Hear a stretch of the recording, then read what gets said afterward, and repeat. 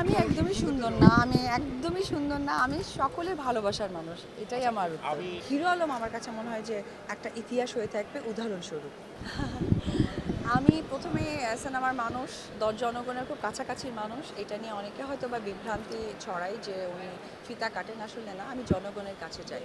কারণ কাছে যে তাদের ভালোবাসা, তাদের দেখা, যেমন আমাকে কাছে পেয়ে বলে আপা আপনার ওই ছবি দেখেছি, ওই ছবি দেখেছি, এই যে কাছে থেকেও একটা মনের ভাষা প্রকাশ করতে পারে, সেটাই যাওয়া। আর নির্বাচনের মাঠ তো আসলে আমাদের সিনেমার জনগণ, ওই জনগণের মধ্যে আমি আলাদা কিছু দেখি না। সুতরাং সময় হয়তো বলে দিবে, তার মানে এমন কিছু ইচ্ছা না। আছে।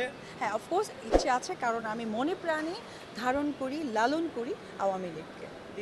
আমার চলচ্চিত্রের মানুষ না, আমি সকলেই যারা দাঁড়িয়েছেন তারা অত্যন্ত অভিনন্দন জানাবো যে যেন সাকসেসফুলি আমাদের নৌকাকে সুন্দরভাবে সবার সামনে প্রেজেন্ট করতে পারবো, এটা ফার্স্ট।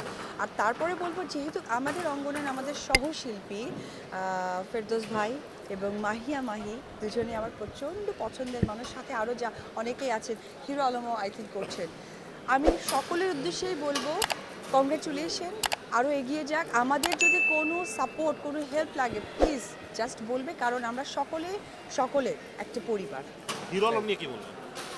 হিরো আলমকে নিয়ে আমি একটি কথাই বলবো যে আমার তাকে দেখে না সত্যি প্রশংসিত বলেই মনে হয়, এবং প্রশংসা করলে তাকে ছোট করা হবে, কারণ একটি মানুষ তার নিজ মেধা, বুদ্ধি, সহযোগিতায় কতটা সামনে আসতে পারে, তার একটি ইতিহাস আমার মনে হয় পৃথিবীতে কেউই বেঁচে থাকবে না, আমরা কেউ বেঁচে থাকবো না, তবে হিরো আলম আমার কাছে মনে হয় যে একটা ইতিহাস হয়ে থাকবে উদাহরণস্বরূপ।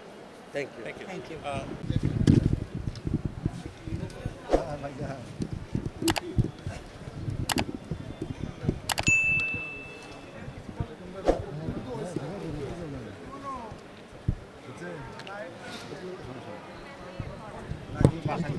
그치?